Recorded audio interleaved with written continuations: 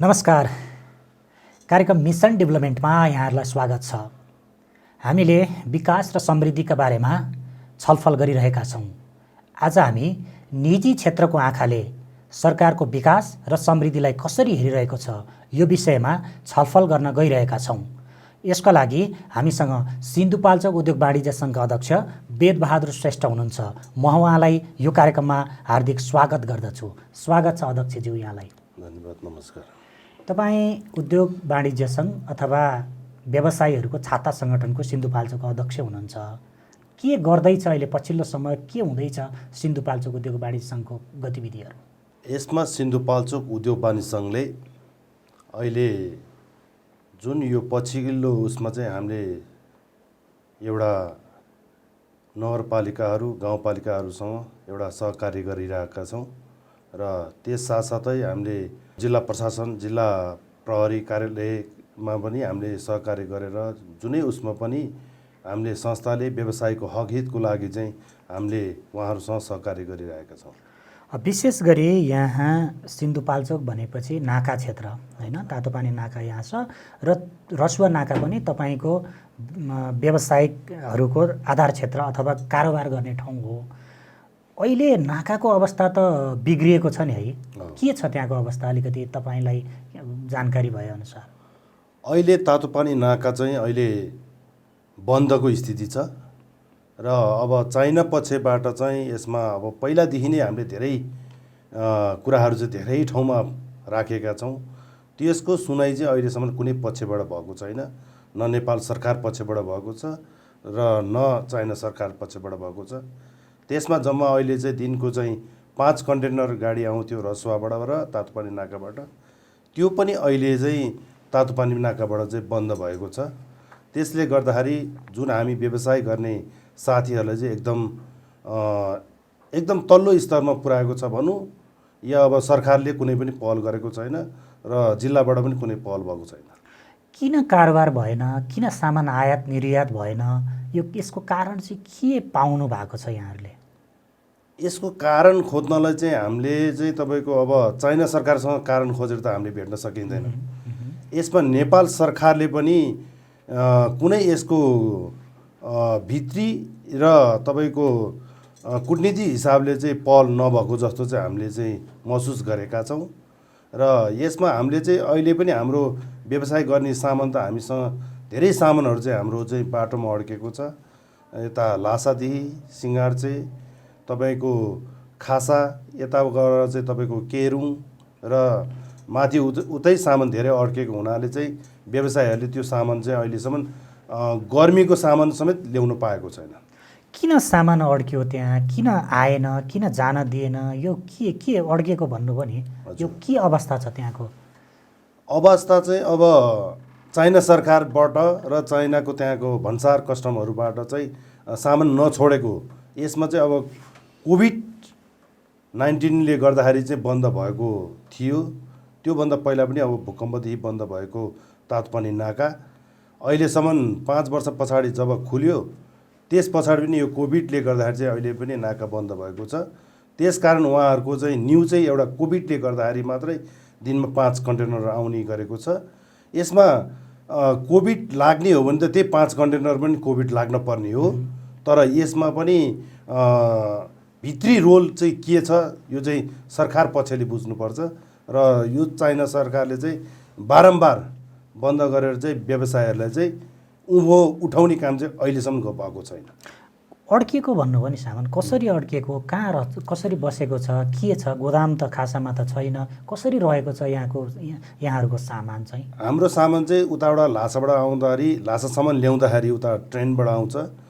त्यहाँबाट आएर चाहिँ त्यहाँ गोदाममा थन्किएको छ हाम्रो सामान, नेपालीको सामान र व्यवसाय गर्नेको सबैको सामान त्यहाँ अड्केको छ। र लासा पनि तपाईँको अहिले ट्रान्सपोर्टेसनमा अलिअलि गोदाम छ, त्यसमा पनि त्यहीँ राखेको छ। किनभने त्यो पहिला त अब 100वटा 80वटा गाडी आउँदाखेरि चाहिँ सरर सामान आउँथ्यो र धेरै सहुलियत भएको हुन्थ्यो। र अहिले जम्मै ठाउँमा चाहिँ सामान त्यसरी चाहिँ चाइनाले चाहिँ 5-5वटा पठाउने भएको हुनाले चाहिँ त्यसलाई नै मैले चाहिँ त्यहीँ सामान थन्केको भएर त्यहाँ चाहिँ अड्केको भनेको हो। कसको दोष देख्नुहुन्छ? अब चाइना पक्षले सामान नपठाएको कि नेपाल पक्षले पहल नगरेको कि तपाईँहरूलाई त केही जानकारी छ नि त, यो कसको कारणले यस्तो भइरहेछ भन्ने केही त्यस्तो जानकारी? यसमा चाहिँ मैले चाहिँ नेपाल सरकारलाई पनि देख्छु र चाइना सरकारलाई पनि देख्छु।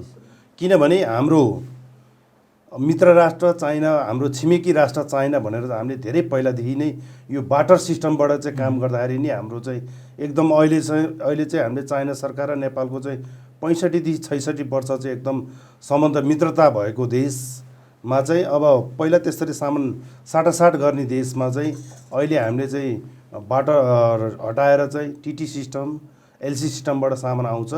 त्यो सामान चाहिँ तपाईँको चाहिँ अहिलेसम्म उहाँहरूले चाहिँ नपठाएको हुनाले चाहिँ यो चाइना सरकारको नै दोष देख्छु। खालि कोभिडले मात्रै चाहिँ यो नाका बन्द होइन जस्तो चाहिँ मलाई लाग्छ।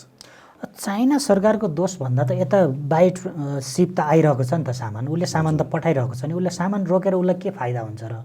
अनि यताबाटको व्यापार चाहिँ चलेको छैन अहिले भनेको सिपबाट आउने सामानहरू त आइरहेको छ। तैपनि हामीले चाहिँ किनभने हाम्रो चाहिँ यो आफ्नै नाका भएको हुनाले, आफ्नै जिल्लाले छोएको नाका भएको हुनाले हामी भनेको अब तातो पानीबाट र रसुवाबाट गर्ने चाहिँ हामी धेरै पहिलादेखि काम गरिरहेको नाका र त्यो नाकालाई हामीलाई माया पनि लाग्छ। हामी उठेको नाका पनि त्यही पनि हो। त्यस भएर चाहिँ हामीले चाहिँ यताबाट 3 महिना लाग्छ भने हाम्रो यो ठाउँबाट चाहिँ तातो पानी नाका र रसुवाबाट 15 दिनमा सामान आइपुग्छ।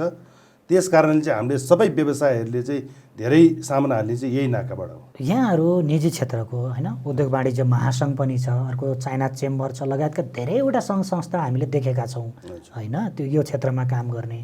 यहाँहरूले केही पहल गर्नु भएन कि, सुनिएन कि, त्यतिकै बस्नु भयो हो कि के हो त? यो चाहिँ 72देखि नै नाका बन्द भएको थियो। यसमा तपाईँहरूले पनि देख्नुभएको होला। हामीले प्रधानमन्त्रीदेखि, सामान्य प्रधानमन्त्रीदेखि लिएर पूर्व प्रधानमन्त्रीहरूदेखि लिएर सङ्घ संस्थाले सबै एकजुट भएर चाहिँ हामीले चाहिँ ज्ञापन पत्रहरू धेरै ठाउँमा बुझाएका छौँ। अहिले पनि हामीले यो चाहिँ फेरि पनि नाका बन्द भएको छ कोभिडले गर्दाखेरि। यसमा हामीले चाहिँ अहिले यो सडकको भिजिटदेखि लिएर सबै गरेर चाहिँ हामीले एउटा 2 ठाउँकै रसुवा र तातो पानी नाका चाहिँ संयुक्त रूपमा चाहिँ हामीले चाहिँ हाम्रै नेपाल उद्योग वाणिज्य महासङ्घको छाता सङ्गठनलाई चाहिँ हामीले ज्ञापन पत्र बुझाउने भनेर चाहिँ हामीले त्यो सोच बनाएका छौँ। र हामी जिल्लाले मात्रै चाहिँ अहिले त्यो पहल गर्न नसक्ने भएकोले अहिले हामीले छाता सङ्गठन हाम्रो चाहिँ महासङ्घ छ, त्यसले चाहिँ गर्दाखेरि चाहिँ अलिकति पहल हुन्छ भन्ने चाहिँ हामीले महसुस गरेका छौँ। भनेपछि त्यहाँको स्थानीय सरकार, जुन नाकामा रहेको स्थानीय सरकारले पनि यहाँहरूलाई व्यापारी व्यवसायहरूलाई त्यति राम्रो सहयोग गरेन भन्ने खालको कुरा पनि हो? पहिला चाहिँ हो, अहिले चाहिँ अलिकति अब पहल भनेको मतलब अब चाइना सरकारहरूसँग उहाँहरू मिटिङहरू बस्नुहुन्छ। त्यसले गर्दा र अब सिडिओ साहबहरूको नेतृत्वमा बसेको हुनाले चाहिँ अहिलेको हिसाबमा चाहिँ उहाँहरूले चाहिँ अलिकति सहकार्य भएको छ।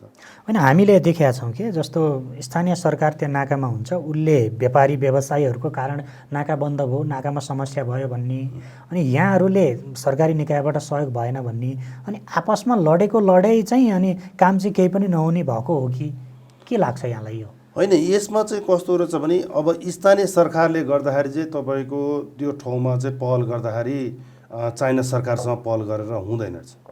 यसमा चाहिँ जब स्थानीय सरकार र जिल्ला प्रशासनले चाहिँ सिडिओ साहबको नेतृत्वमा गर्ने भने सीमा सुरक्षाहरूको मात्रै हेर्ने हो।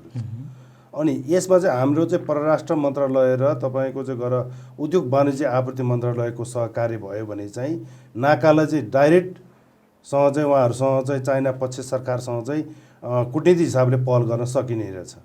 त्यस कारणले गर्दाखेरि चाहिँ हामीले चाहिँ अहिले यही सीमाको लागि मात्रै हो भने चाहिँ स्थानीय सरकार र जिल्ला प्रशासन गुहार त भयो। अब सामान धेरै आएको भए चाहिँ त्यहीँबाट भन्ने हो। अहिले त तपाईँको 5वटा कन्टेनर मात्रै आउँदाखेरि चाहिँ यहाँ स्थानीय सङ्घीय सरकारलाई नै गुहार्नुपर्ने देखिन्छ।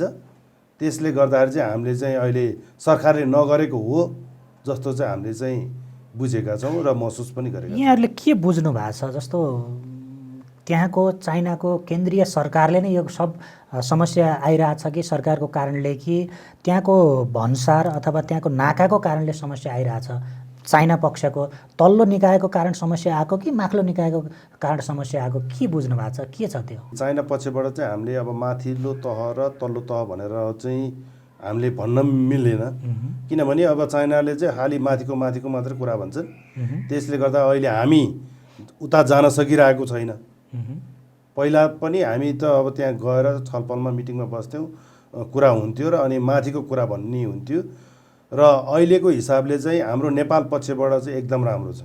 किनभने तपाईँको चाहिँ पुरानो भन्सार मितेरी पुलकै भन्सारमा पनि तल यार्ड बनाएको छ। जति कन्टेनर आए पनि दिनमा त्यहाँ 30वटा कन्टेनर आए पनि सामान झार्ने ठाउँ छ।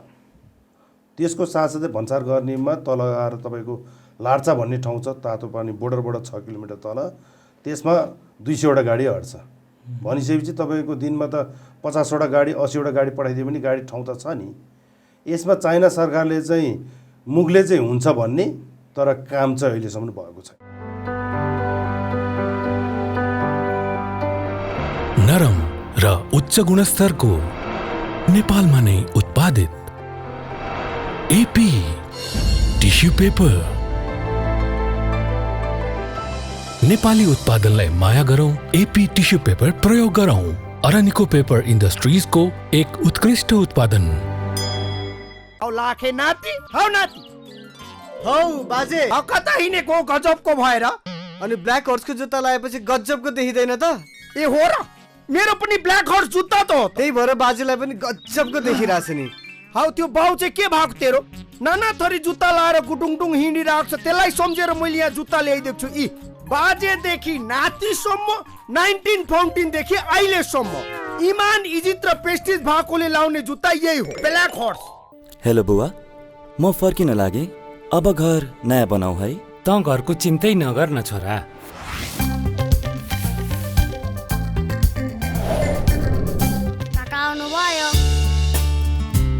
वाउ, कस्तो राम्रो घर! तिमीले त कहिले नि मलाई आफ्नो घरको फोटो नि देखाएनौ।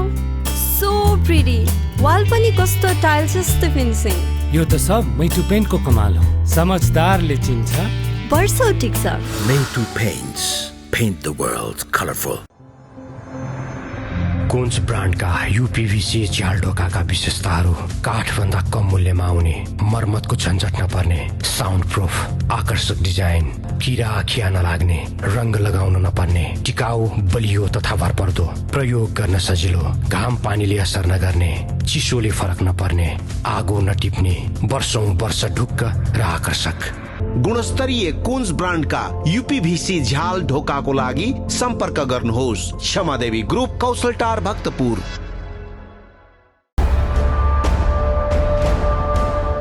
अब के हुनुपर्छ त तातो पानी नाका अथवा रसुवागढी नाका स्मुथली सञ्चालन हुनको लागि के हुनुपर्छ भन्ने लाग्छ यहाँलाई?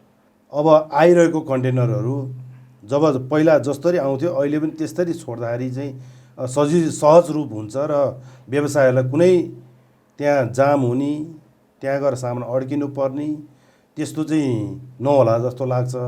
तर अब सामानै आएको छैन, हाम्रो सामान जति जम्मै अड्केर बसेको छ उतै, अनि कसरी चाहिँ अब सहज हुन्छ भन्नु।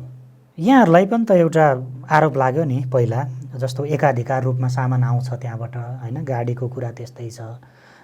त्यस्तो अवस्था अहिले छ कि छैन? त्यहाँ यता नेपालतर्फ चाहिँ व्यवसायी व्यापारी अथवा ढुवानीको तर्फबाट समस्या छ कि छैन? ढुवानी उसबाट अहिले कुनै समस्या छैन अहिले, किनभने हाम्रो 2 थरीबाट चाहिँ अहिले कन्टेनर सञ्चालन भएको छ त्यहाँ। अब नेपाल सरकारबाट नै अब तपाईँको चाहिँ यो ढुवानीहरू सबै आफ्नो आफ्नो प्राइभेट उसमा चाहिँ गएको छ। त्यसले गर्दाखेरि पहिला नेपाल ट्रक कन्टेनर मात्रै थियो, अहिले नेपाल ट्रक कन्टेनर ढुवानी सेवा भएको छ, एउटा सिलिक कम्पनी भएको छ प्राइभेट। त्यो हिसाबले चाहिँ अब उताबाट जति गाडी आउँछ भने हामीसँग गाडीको र भन्सारको उसमा सामान चेक जाँच गर्नलाई कुनै कन्जुसाइ चाहिँ छैन। नेपाल सरकारले 1, 2, 3 यो चाहिँ गर्नुपर्छ भन्ने चाहिँ यहाँहरू के छ सुझाव? यसमा पहिलो कुरा नेपाल सरकारले चाहिँ अब नेपाल सरकार त अब स्थानीय सरकार दिन्छ, प्रदेश सरकार पनि छ, सङ्घीय सरकार पनि छ।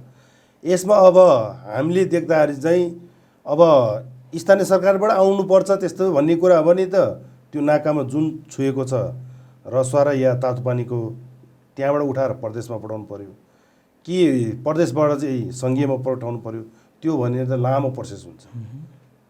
त्यसले गर्दा चाहिँ अहिलेको हिसाबले चाहिँ अब हाम्रोमा चाहिँ परराष्ट्र मन्त्रालय र उद्योग वाणिज्य तथा आपूर्ति मन्त्रालयले दुईटै मन्त्रालयले चाहिँ सहकार्य गरेर यसमा चाहिँ महावाणिज्य दूतहरू हुनुहुन्छ उता, उहाँहरूसँग सहकार्य गरेर चाहिँ छिटोभन्दा छिटो कूटनीतिक हिसाबले पहल भयो भने यो नाकामा छिटोभन्दा छिटो धेरै गाडीहरू चाहिँ आवजात हुन्थे होला भन्ने चाहिँ सोचेका छौँ। तर अहिले चाहिँ अहिलेको परिस्थितिले अहिले पनि 20 दिनको लागि भनेर चाहिँ चाइना सरकारले फेरि बन्द गरेको छ। त्यो न बन्दै हुने हो त्यो पनि थाहा छैन। यी त भयो व्यवसायका कुरा। यहाँ त उद्योगी र व्यवसायी दुवैको नेता हुनुहुन्छ होइन, दुवैको छाता सङ्गठनको सिन्धुपाल्चोकको अध्यक्ष हुनुहुन्छ। व्यवसाय बाहेक उद्योग छ नि, स्थानीय तहमा कृषिको उद्यम होला अनि अरू उद्योगहरू, त्यसको अवस्था चाहिँ सिन्धुपाल्चोकमा के छ यहाँको सङ्घमा आबद्ध भएकाहरूको? यसमा अहिलेको हिसाबले चाहिँ हामीसँग एउटा ठुलो चाहिँ एउटा तपाईँको चाहिँ उद्योग भनेको अहिले पहिला चाहिँ भिरगुडी कागज कारखाना उद्योग थियो। त्यो चाहिँ उता चितवनभन्दा पारी गैँडाकोट भन्ने ठाउँमा, त्यहाँ सरकार उसबाट चाहिँ अहिले कुनै त्यो सञ्चालनमा नभएर अहिले हामीले त्यो एरियामा चाहिँ बन्जिजमभन्दा माथि चाहिँ त्यो एउटा फ्याक्ट्री ठुलो खोलेको छौँ र अहिले त्यहाँ हरेक कागजहरू चाहिँ उत्पादन भएको छ। सिन्धुपाल्चोकमा प्रशस्त हाइडहरू चाहिँ उत्पादनमा छन् र यसमा हुँदा पनि सिन्धुपाल्चोकको हाइडोहरू चाहिँ कस्तो भन्छु भने म अब भोटेकोसी 3टा मात्रै भन्छु म। भोटेकोसी हाइडो पावर चाहिँ माक्लो भोटेकोसी चाहिँ तपाईँको डलरमा पिपिए भएको छ। जम्मै जनताहरूलाई अहिलेसम्म सेयरको कुनै ऊ छैन, महँगो पनि छ। त्यसको साथसाथै गएर चाहिँ शिवश्री हाइडोमा अब जनताहरूले अलिअलि हालेका थिए, फेरि सञ्चालन हुन लाग्दाखेरि बाढी पहिरोले तहस नहस भएको छ। त्योभन्दा तल्लो चाहिँ अब मध्य भोटेकोसी 102 मेगावाट भनेको अहिले अब तपाईँको झन्डै 6 वर्ष लाग्न लाग्यो होला। त्यो चाहिँ एकदमै खिच्चा तानी जस्तो भनौँ या के भनौँ, कहिले के निक्लिने जनताको पैसा चाहिँ त्यसमा चाहिँ धेरै डुब्ने अवस्था चाहिँ हामीले देखेका छौँ। र यसमा पनि हामीले जनताहरूलाई अब जनताको लागि पहल पनि गर्नुपर्छ र त्यहाँ व्यवसाय गर्ने साथीहरूले समेत मिलेर हालेको हुनाले यो के हो भनेर हामीले चाहिँ अब बुझ्ने भनेर चाहिँ हामी चाहिँ अगाडि बढिरहेको छौँ। खास के रहेछ, मध्य भोटेकोसीको धेरै विवाद आयो होइन। अब निर्माण सम्पन्न हुनुपर्ने धेरै समय घर्किसक्यो, लगानी त धेरै बढिसक्यो, अरबौँ बढिसक्यो होइन। खास तपाईँ त्यो ठाउँको अध्यक्ष पनि भएको हिसाबले कसरी हेर्नु भएको छ, त्यहाँको समस्या के रहेछ, के गर्नुपर्छ भन्ने लाग्छ यहाँलाई? यसमा अब धेरै चाहिँ पहिलादेखि नै अब यो राजनीतिकै खिचातानी भनौँ। एउटा कुरा चाहिँ राजनीतिको खिचातानी नभएको भए यो त्यति अहिले योसम्म परिस्थिति आउँदैन थियो जस्तो मलाई लाग्छ। अब अहिलेको हिसाबले राजनीति सिद्धियो, त्यो पछाडि भित्र फेरि कर्मचारीको चाहिँ मिलोमतोको कुरोहरू धेरै अगाडि आएको छ। यसमा चाहिँ अब के हो सत्य तथ्य त अब बिस्तारै अब निक्लेला। तैपनि हिजो अस्ति पनि अब हल्का त निक्लेको छ, तैपनि त्यो हो होइन भनेर त अब प्रमाणित त भएको छैन, पुष्टि भएको छैन। तैपनि यो चाहिँ 13 करोडमा 1 मेगावाटको बन्ने भन्दा अहिले 22 भन्दा माथि किया छ। त्यसले गर्दाखेरि चाहिँ 102 जस्तो मेगावाट बन्दाखेरि 22 करोडभन्दा माथि गयो भने त अब के चाहिँ जनतालाई चाहिँ सेयरमा राखेर चाहिँ आम्दानी दिन सकिन्छ। त्यसमा चाहिँ अब यसको मेन अध्यक्षज्यूहरूसँग हामी बसेर एकचोटि चाहिँ संस्थाले चाहिँ छलफल गर्ने पक्षमै अगाडि बढ्छौँ। भनेपछि त्यसको उसमा सिन्धुपाल्चोक उद्योग वाणिज्य सङ्घले चासो राख्छ भन्ने कुरै यहाँको कुरा हो। अनि अर्को, हामी त कृषि प्रधान देशको मान्छे होइन। कृषिको क्षेत्रमा त उद्योग व्यवसायहरू अलिक कम हुन्छ कि यहाँहरूलाई नि आरोप लाग्छ, अलिक बढी आम्दानी हुने ठाउँमा चाहिँ लगानी गरिहाल्नुहुन्छ, अलिक कम आम्दानी हुने ठाउँमा र जनताले प्रत्यक्ष पाउने ठाउँमा चाहिँ त्यति हेर्नुहुन्न भन्ने आरोप छ। त्यो क्षेत्रमा चाहिँ केही गर्न, त्यस्तो योजना केही बनाउनु भएन अथवा गर्नु भएन कृषिको क्षेत्रमा? कृषिको क्षेत्रमा हामीले पहिला चाहिँ अब ओबिओपीहरू भन्ने चाहिँ महासङ्घकोबाट चाहिँ नेतृत्वबाट हामीसँग आउँथ्यो जिल्लामा। जति आउँथ्यो त्यो चाहिँ हामी चाहिँ त्यहाँका स्थानीय कृषक साथीहरूसँग सबैसँग चाहिँ सहकार्य गरेर हामीले चाहिँ कुन क्षेत्रमा आएको छ त्यो हामीले वितरण गर्थ्यौँ। अब कहिले हाते ट्र्याक्टर आउँथ्यो, हाते ट्र्याक्टरहरू हामीले वितरण गऱ्यौँ। अनि कफीको उसमा आउँछौँ, कफीमा हामीले चाहिँ त्यो तपाईँको प्याकेजिङहरू गरेर त्यो पनि हामीले पठाएका छौँ। र त्योभन्दा पछि अलैँचीको उसमा आयो, अलैँचीको चाहिँ तपाईँको भट्टीहरू, त्यो पनि हामीले चाहिँ दुईचोटि चाहिँ 2 वर्षमा झन्डै 20-22वटा जति चाहिँ हामीले वितरण गऱ्यौँ। त्यसको साथसाथै अहिले विदेशमा चाहिँ गएको हाम्रो सिन्धुपाल्चोक जिल्लाबाट तपाईँको चाहिँ एउटा कफी मात्रै हो र अलैँची त यहीँ धेरै बिक्री भइरहेको छ। त्यसले गर्दाखेरि चाहिँ हाम्रो कृषि उसमा चाहिँ अहिलेको 3टा सरकारको उसमा चाहिँ स्थानीय सरकारबाट कृषिमा चाहिँ जम्मै चाहिँ स्थानीय सरकारबाट नै वितरण भएको हुनाले चाहिँ हामीले पहिला जे जस्तो गऱ्यौँ त्यहाँ साथीभाइलाई हामीले भ्रमणदेखि धेरै घुमाए पनि र अहिले चाहिँ त्यहाँ तपाईँको किबीदेखि लिएर माछा पालनदेखि लिएर सबै सिन्धुपाल्चोकमा चाहिँ एकदम कृषिको उसमा र पशुको उसमा चाहिँ एकदम उत्पादन भएको क्षेत्र भएको हुनाले नेपाल सरकारले पनि एकदमै त्यसमा चाहिँ पहल गर्नुपर्छ जस्तो लाग्छ र हामीले पनि बिस्तारै हेर्दैछौँ अब कसरी हुन्छ र कृषक साथीहरूलाई चाहिँ कसरी अब यो ठुलो चाहिँ तपाईँको भवन जस्तो बनाएर चाहिँ त्यो सामानहरू थन्काउने एउटा चाहिँ त्यो चाहिँ माग गर्ने हामीले नगरपालिका र गाउँपालिकाहरूमा अब 3टा क्षेत्र जस्तो छ हाम्रो जिल्ला।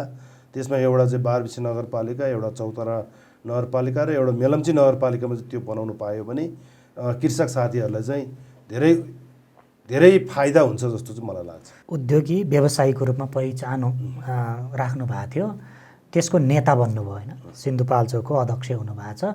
करिब हामीले जानकारी प्राप्त भएअनुसार आफ्नो कार्यकालको उत्तरार्धतिर हुनुहुन्छ होइन, सकिन लाग्यो। सन्तुष्टि हुनुहुन्छ आफ्नो कार्यकालप्रति? यसमा त्यति सन्तुष्टि छैन। किन? अब यसमा हामीले तपाईँको अलिअलि काम गर्दा गर्दै अब यो कहिले बाढी पहिरो, कहिले चाहिँ तपाईँको चाहिँ यो कोभिड, यसले गर्दाखेरि चाहिँ धेरै चाहिँ काम गर्ने एउटा चाहिँ गर्छु भन्दा पनि गर्नु पाएको छैन। त्यसले गर्दा चाहिँ अलिकति सन्तुष्टि छैन। योजना के थियो, के पुरा भएन, त्यस्तो के खाका बनाउनु भएको छ? खाकाहरू त अलिअलि बनाएका थियौँ। अब सबै अब हामीले गाउँपालिकाहरूदेखि लिएर नगरपालिकाहरूसँग सबैसँग छिटोभन्दा छिटो उहाँहरूसँग सहकार्य गरेर अगाडि बढ्ने भन्ने चाहिँ सोचहरूदेखि लिएर धेरै बनाएका थियौँ। तर यही कोरोनाहरूले गर्दाखेरि पनि र बाढी पहिरोले गर्दाखेरि हामी त्यो उसमा चाहिँ अलिकति जान सकिरहेको छैन। त्यसले गर्दाखेरि चाहिँ अलिकति अब धेरै अलिअलि मात्रै सन्तुष्टि भनौँ र धेरै चाहिँ सन्तुष्टि छैन। र सँगसँगै हामीले चाहिँ अब त्यो क्षेत्रमा एउटा एम्बुलेन्स पनि सञ्चालन गरेका छौँ बारबिसीबाट। बिरामीहरूलाई कुनै बेला आपतकालीन कसलाई पनि पर्न सकिन्छ, नसक्नेहरूलाई हामीले चाहिँ सिधै पनि सहयोग गरेका छौँ। त्यति मात्र हो, अरू हामीले त्यति प्रगति हुने जस्तो काम चाहिँ गरेको छैन जस्तो लाग्छ। भनेको राज्य पक्षबाट पनि सोचे जस्तो सहयोग समन्वय भएन कि भयो? राज्यबाट त कुनै त्यस्तो समझदारी केही भएको छैन। यहाँले अपेक्षा नै गर्नु भएन अथवा गरेर पनि भएन? होइन, हामीले चाहिँ अपेक्षा सरकारसँग गर्ने भनेको चाहिँ त्यही नाका सञ्चालनको उसमा चाहिँ हामीले ठुलो अपेक्षा राखेका थियौँ र 5 वर्ष पछाडि लगभग नाका खोल्यो। तपाईँको 72मा वैशाखमा गएको भूकम्प र आएर 2076 जेठको 15 गते तपाईँको नाका सञ्चालन भयो। बाटो त्यही पछाडि फेरि बर्खा लाग्यो, बाटो बन्द भयो। मङ्सिर पुस माघमा अलिअलि सामान आउनु थालेको थियो। त्यसमा फेरि तपाईँको चाहिँ अहिले जस्तै चाइनाको लोसर भनेको हाम्रो बडा दसैँ जस्तै चाड मनाउँछ उहाँहरूले, त्यो मनाउँदै फेरि कोभिड आयो, बन्द भयो।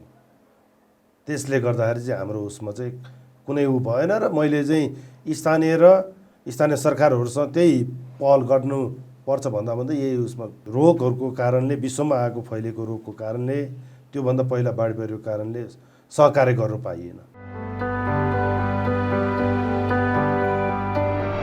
नरम र उच्च गुणस्तरको नेपालमा नै उत्पादित एपी टिस्यु पेपर। नेपाली उत्पादनलाई माया गरौँ, एपी टिस्यु पेपर प्रयोग गरौँ। अरानिको पेपर इन्डस्ट्रिजको एक उत्कृष्ट उत्पादन। औ लाखे नाति, हौ नाति, हौ बाजे, कता हिँडेको गजबको भएर? अनि ब्ल्याक हर्सको जुत्ता लगाएपछि गजबको देखिँदैन त?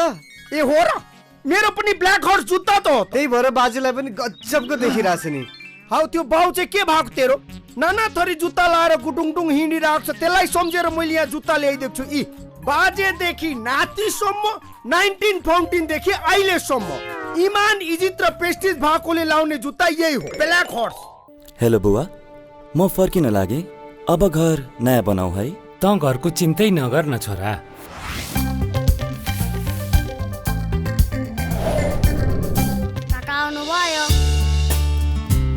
वाउ, कस्तो राम्रो घर। तिमीले त कहिले नि मलाई आफ्नो घरको फोटो नि देखाएनौ। सो प्रिटी, वाल पनि कस्तो टाइल्स जस्तो फिनिसिङ। यो त सब मैटु पेन्टको कमाल हो, समझदारले चिन्छ। वर्षौ ठिक छ। Made Paints. Paint the world colorful. कुन्स ब्रान्डका युपीभीसी झ्याल ढोकाका विशेषताहरू काठभन्दा कम मूल्यमा आउने, मर्मतको झन्झट नपर्ने, साउन्ड प्रुफ, आकर्षक डिजाइन, किरा खिया नलाग्ने, रंग लगाउन नपर्ने, टिकाउ, बलियो तथा भरपर्दो, प्रयोग गर्न सजिलो, घाम पानीले असर नगर्ने, चिसोले फरक नपर्ने, आगो नटिप्ने, वर्षौं वर्ष ढुक्क र आकर्षक। गुणस्तरीय कुन्स ब्रान्डका युपीभीसी झ्याल ढोकाको लागि सम्पर्क गर्नुहोस्। क्षमादेवी ग्रुप, कौशलटार, भक्तपुर।